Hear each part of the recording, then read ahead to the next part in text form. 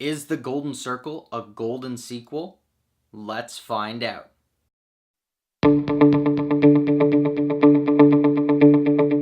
Hello Fanatics, I'm Dylan Phillips and this is the Film Fanatic Review bringing you Kingsman: The Golden Circle, starring Taron Egerton, Colin Firth, and Mark Strong.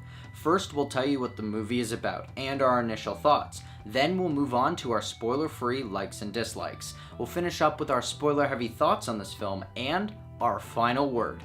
Kingsman: The Golden Circle follows the story of the Kingsmen, an elite British spy agency who must work together with an allied US organization after their headquarters is destroyed. Overall, this film is entertaining. It isn't as groundbreaking or original as the first film, but it still has the same graphic stylized action and crude comedic moments. It's to the Secret Service as John Wick Chapter 2 is to the original.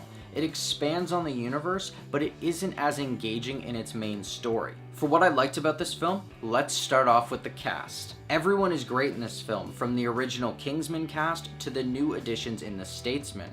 I'd say that the standouts to me were Mark Strong, Taron Egerton, and Pedro Pascal. This film does a lot of what made the original film so good, and that's a lot of that stylized action. Matthew Vaughn certainly has a great knack at making these phenomenal fight sequences. He defies the laws of physics and bends the rules to his own reality, which to a lot of people might be a bit off-putting and unrealistic, but if you suspend disbelief and enjoy this movie for what it is, the action sequences are pretty good. I also found that this film was beautifully shot in terms of its cinematography and direction. And there's a great comedic character that's hidden in this story, and I'll say who in the spoiler section. However, this film runs a little long, coming in at almost 2.5 hours, with a lot of unneeded subplot that clutters the main story. While the action sequences are good, they do rely on a lot of CGI that's in slow motion or blurred, which can be a bit jarring. And it makes this movie go from being a James Bond spy thriller to more of a comic book action comedy. Some characters aren't very well developed in this movie. In particular, I think that Moore's antagonist was a little bit underwritten, and she doesn't really have much to do in the movie, which makes her a lot less memorable than Samuel L. Jackson's character in the first movie, and a movie's only as good as their antagonist. This film also underuses Channing Tatum, considering how much he is marketed in the posters and how high he is billed. Meanwhile, Pedro Pascal, who should definitely be in the top 5 billed actors for this movie, isn't even put on any of the posters or barely mentioned in anything else, and yet he has one of the biggest roles in the movie. And that's where I'll end our spoiler-free thoughts on this film. If you want to hear our final word or rating of this film, pause now and click the link in the description, because now it's time for spoilers. First off, the comedic character that I was referring to earlier was Elton John. He plays himself in this movie, and he has some of the best moments in this movie. Also, it was a bit odd that Channing Tatum starred in 2 movies this year that featured the song Take Me Home, Country Road by John Denver. Lots of love for that song this year. And I also didn't really expect the princess to be back from last movie. She was really just a throwaway joke at the end, but it was one of the most memorable parts of the movie because of how controversial and crude it was. And yet she was back, and that was a bold choice by the filmmakers. I'm also a bit bummed that they killed Mark Strong's character off, because he had some of the best development in this movie, and I thought he was one of the best characters in it. And who are they going to have play Q now? I mean, both agencies had a Q, but the Kingsman's quartermaster was killed, and the Statesman's is now Agent Whiskey, so who are they going to bring in to do that now? I also have to mention the crude and disturbing parts of this movie, as Matthew Vaughn likes to really boldly go where no one really has gone before in these spy thrillers, and the 2 in this movie were the human hamburger scenes and the scene at the music festival.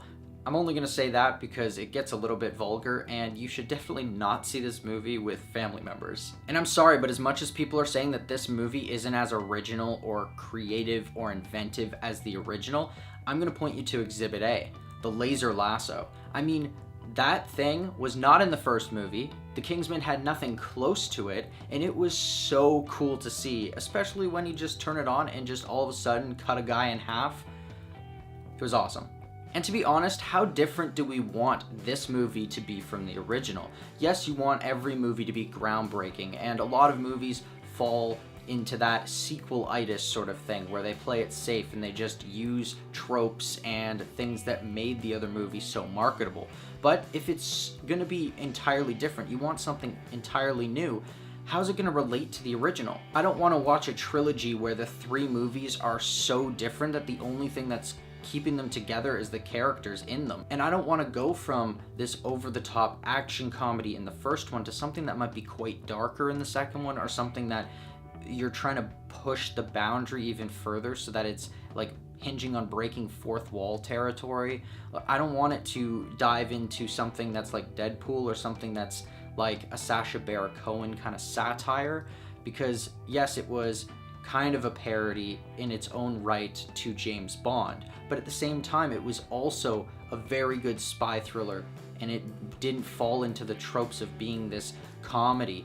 And yet if you pushed it farther, it would have become something of a parody, like a Sacha Baron Cohen movie or a Mel Brooks movie, and I didn't want that for the second one. So if you're not going to push it that way, what other direction are you going to push it to break new ground? This film could have honestly dared a little bit more and pushed the boundaries in a certain direction, or just pushed them all a little bit farther out.